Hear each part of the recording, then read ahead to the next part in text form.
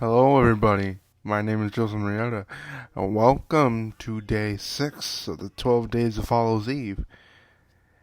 Today, we're reading a story called Go to Sleep. For a tired child, bedtime is always a happy and relaxing event when they relax and drift off into a restful slumber. Some children complain when their parents force them to go to sleep before their bedtime. For me, bedtime was always a fearful and terrifying event that I dreaded every night. My fear of sleeping began when I was 8 years old. My parents moved me into my own bedroom, a small and narrow room at the back of the house, just large enough for a bunk bed and a chest of drawers. It had only one window which looked out onto the back garden and didn't let it much light. It was the first time I had ever slept on my own, and from the very first night I remember experiencing a strange feeling of unease as I lay on the top of the bunk, trying to fall asleep. I thought I heard a noise. I couldn't be sure, but it seemed to be coming from the bottom bunk. The room was pitch black, and the curtains on the window let in just enough light to make out vague shapes in the dark. At first, I wasn't sure what that noise was. Sometimes the simplest of sounds can be most unnerving. I listened closely and realized that it was the unmistakable sound of bed sheets rustling in the dark. Okay, whoever typed this put sound of twice, so they needed to go back and edit it. But anyway, the bottom bunk was empty, but when I peered over the edge of my bed, I thought I saw something out of the corner of my eye. Something suddenly was drawing out of the side into the bottom bunk, something that did not wish to be seen. I lay there in disbelief. I tried to convince myself that it was just my fevered imagination running wild. I turned to face the wall and closed my eyes, willingly myself to falling asleep quickly. The rustling noise beneath me steadily increased until I couldn't ignore it any more. Whatever was lurking in the bottom bunk began to toss and turn violently. Fear gripped my heart, and I had a terrible sinking feeling into the pit of my stomach. My pulse was racing, and I broke out into a cold sweat. I could hear the sheets thrashing back and forth below. Eventually, I couldn't take the tension anymore and cried out for my mother. Suddenly, the bunk bed began to shake violently, clattering against the wall. The bed sheets below me were still twisting and turning. I couldn't get out of the bed in case the thing in the bottom bunk reached out and grabbed me.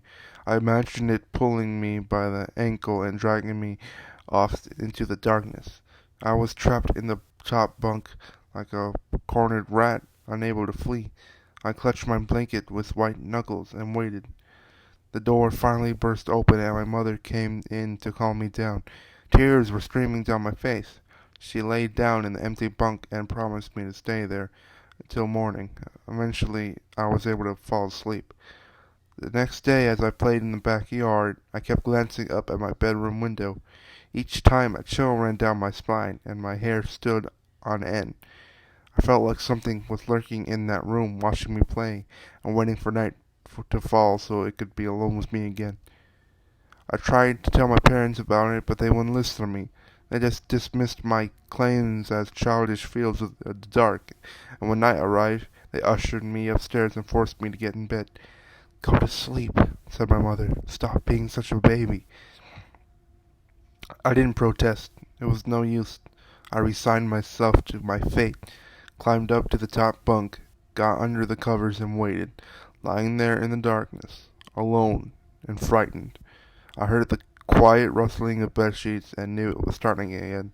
But this time it was different. I heard the sound of slow, rasping breathing coming from the bottom bunk. The soft, labored wheezing made me shudder. Only a flimsy mattress separated me from whatever was lurking below. Lying there, paralyzed with fear, I just wanted to... Sorry about that. I just wanted the thing to leave me alone. Its labored breathing became louder and louder.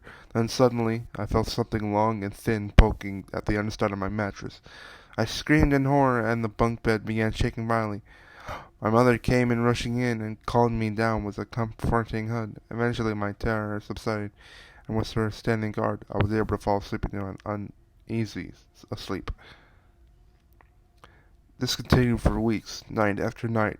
I would wake up to the sound of rustling sheets each time I would scream for help, and the bed would begin to shake violently. As soon as my mother came in, everything would stop, and she would have to spend the rest of the night in the bottom bunk just so I can go to sleep.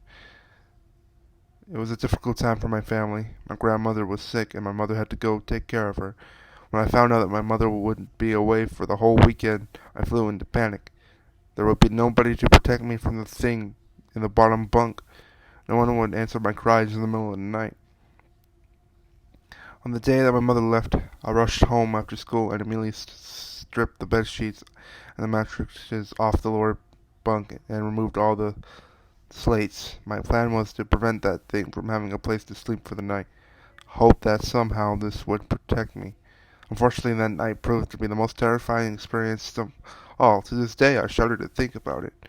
I managed to fall asleep, but in the middle of the night, something woke me up. The room was pitch black, and there was no noise, no rustling of sheets, no movement at all. However, something didn't feel right. Just then, I felt the covers on my bed begin to move. The horrifying truth suddenly dawned on me. The wrenched thing that had terrorized me night after night was not in the bottom bunk. It was in my bed. I opened my mouth and tried to scream, but nothing came out. My eyes were wide with terror. I lay motionless, barely able to breathe. I didn't want to let it know I was awake. I could feel it lying beside me. Stories make me tired. Something cold and slimy leaning against my right arm. It was lying under the blanket. I could see its outline, but I didn't dare to look. All of a sudden, it rolled on top of me, and I felt its weight pressing down on me. I will never forget that awful feeling. Hours passed, and I lay there motionless in the darkness, too frightened to move a muscle. I wanted to cry, but no tears would come out. Finally, I reached my breaking point, and I couldn't bear it a moment longer. Ever so slowly, I tried to ease myself out from under it, inch by painstaking inch. I shifted my weight, moving sideways. Just as I thought I was able to escape, it moved.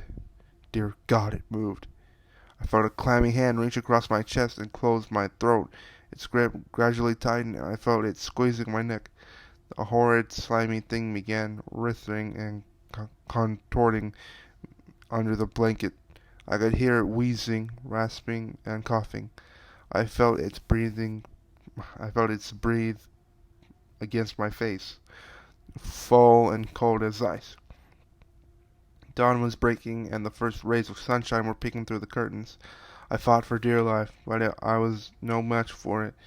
As its scrawling fingers squeezed my neck, I felt the ebbing from me. I tried to scream, but the thing's grip was too tight. I was fighting to stay conscious when suddenly it released me and slowly withdrew me, melting slowly into the wall. I tumbled off bed and scrambled out of the bedroom. When I got downstairs, I breathed a sigh of relief. I had survived the most horrible experience of my life. To this day, I still break out in cold sweat at the sound of the bedsheets rustling at night. I spent the entire day trying to convince my father to spend the night in my room. It took some effort, but he finally agreed. Perhaps he was trying to just humor me while my mother was away. Whatever the reason, it proved to be a smart move because in one night it solved my problem for good. The very next morning, he stormed into my room and told me to pack a suitcase. We were moving to a hotel. And that is go to sleep. Now, before I end the video off, I just want to say that after the 12th night, after the 12th day, this is probably going to be the last time I ever do 12 Days of Hallows Eve. Because I know it bores you, and it bores me even reading off the stories. So, Hallows Eve 2021 will be the final 12 Days of Hallows Eve. There will not be one next year. Alright. See you for day 7.